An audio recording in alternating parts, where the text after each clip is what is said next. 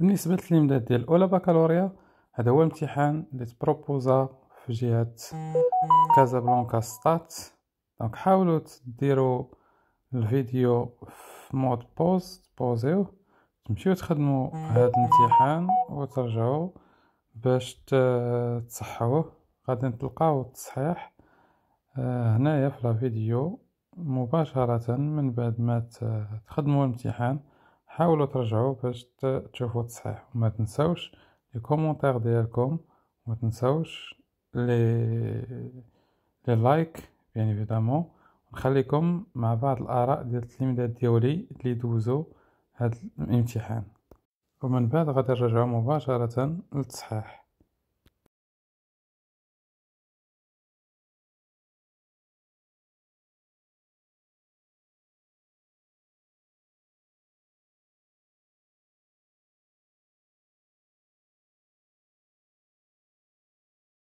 Corrigeons l'examen proposé pour la filière scientifique, première année baccalauréat.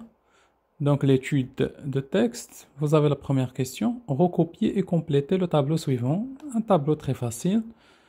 L'auteur Victor Hugo, titre de l'œuvre donc Le dernier jour d'un condamné. Le genre littéraire c'est un roman à thèse et le siècle c'est le 19e siècle. La situation de passage, donc là c'est une question au choix. Pour situer le passage, répondez à la question suivante en choisissant la bonne réponse. Où se trouvait le condamné à mort juste avant d'être à Bicêtre, au tribunal, à l'hôtel de ville, à la place de grève, chez lui. Donc automatiquement, là c'est le chapitre 6.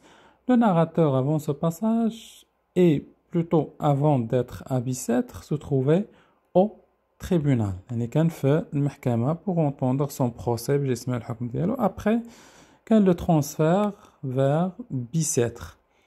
3. Le narrateur croit-il vraiment en l'utilité de l'écriture ici, hein? Ici, de l'écriture. Ou bien,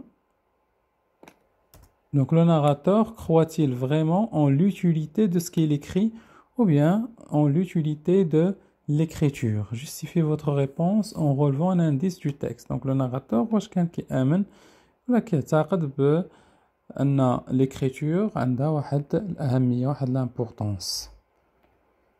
Donc oui, d'après le passage, oui, ce qui le montre. Ce que j'écrirai ici ne sera peut-être pas inutile. Les peindre m'en distraira. C'est-à-dire peindre, ou la décrire, ses souffrances, mes souffrances morales, m'en distraira. Répondez par vrai ou faux. Parmi les thèmes traités dans ce passage, on trouve la souffrance morale du condamné à mort. Donc là, c'est vrai, la souffrance morale. L'autopsie qu'on fait subir au condamné à mort. Donc c'est faux. Donc on ne fait pas subir au condamné à mort l'autopsie. Mais il a dit que son journal serait comme étant une autopsie intellectuelle. Le projet de lecture pour le condamné à mort. Donc là, c'est faux. Le projet, c'est le projet de l'écriture. Donc la force de l'écriture a changé les pratiques judiciaires. Donc l'andema, le qada'iya, etc. Que cherche à exprimer le narrateur par le peut-être répété 5 fois dans le texte. Donc dans le texte, dans le passage, il a répété 5 fois peut-être. Donc que cherche-t-il à travers cette répétition? Donc le narrateur insiste sur son doute et son incertitude. Donc peut-être c'est un modalisateur de doute et d'incertitude. Donc il insiste. Pourquoi on a mis insiste ici? Parce que nous avons répété. Insiste sur son doute et son incertitude concernant l'utilité de son journal des souffrances, surtout à changer l'opinion des juges et tous ceux qui sont pour la condamnation à mort. Quel est l'impact attendu pour le narrateur à travers son journal des souffrances? Dans un premier temps, observer et peindre ses souffrances lui permettra de se distraire, égayer sa solitude et se soulager, bien évidemment, Et dans un deuxième temps, ce journal de souffrance pourrait porter une grande leçon à tous ceux qui croient que la peine capitale est un bon châtiment. Donc, on a deux impacts. Le premier impact, غادا تحاول تصولاجي وتهدئ وتخرج le narrateur من هذيك la solitude ديالو. Donc, باش يخرج من ديك la solitude, il a décidé d'écrire. قرر باش يكتب. Dans un deuxième temps, يعني من ناحية أخرى, donc ce journal des souffrances pourrait porter une grande leçon à tous ceux qui croient que la peine capitale est un bon châtiment. الناس qui آمنوا بأن la peine capitale راه واحد العقاب جيد. Relevez dans le texte 4 mots appartenant au champ lexical de l'écriture. Donc 4 mots, vous avez feuille, journal, lecture et vous avez leçon et d'autres mots, bien évidemment, qui ont une relation avec la lecture. Quelle figure reconnaissez-vous? Donc, quelle figure de style ici? Quelle figure de style reconnaissez-vous dans l'énoncé suivant? Ces feuilles les détromperont. Donc là, on peut dire que c'est une personnification, comme on peut dire que c'est une métonymie. Quel en est l'effet recherché? Donc déjà la personnification, donc on donne des traits humains à un objet. On a personnifié les feuilles, les feuilles comme ce sont des êtres humains qui vont tirer une personne de l'erreur.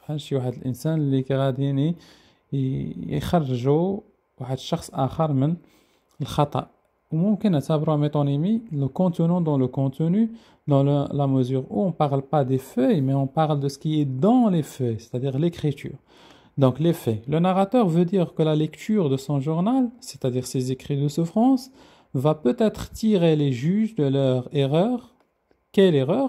Ne plus condamner une personne à mort sans prendre en considération qu'il a une famille et qu'il est différent des autres criminels par nature.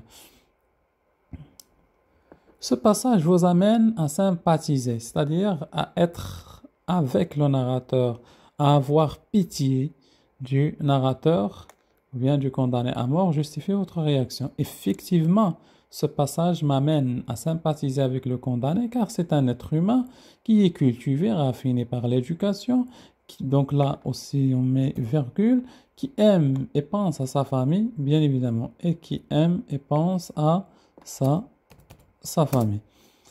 De plus, donc, tout être humain peut commettre des erreurs.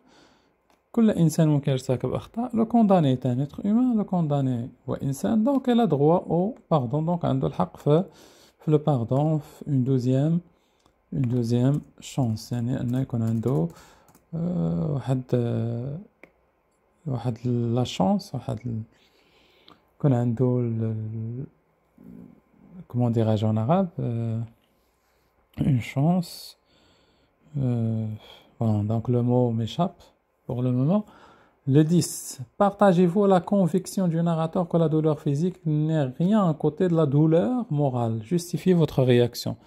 Personnellement, je suis tout à fait d'accord avec cette idée car la souffrance physique est momentanée alors que la souffrance morale est éternelle. Donc la souffrance physique est momentanée, la souffrance morale est abadiya.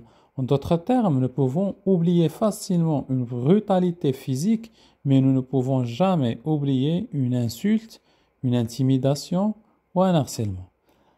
Bon, pour la production écrite, donc c'était très très facile, un sujet donc, qui parle de l'écriture.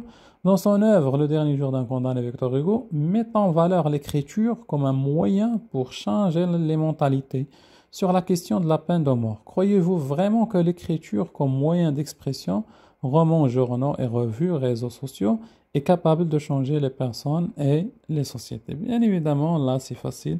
Vous pouvez travailler avec le plan qui vous semble très facile à utiliser dans une production écrite, argumentée avec des exemples à l'appui, développer votre réflexion, vous référant à votre expérience personnelle et bien à votre entourage. Donc n'oubliez pas de partager la vidéo, de laisser des commentaires, bien évidemment des j'aime, etc.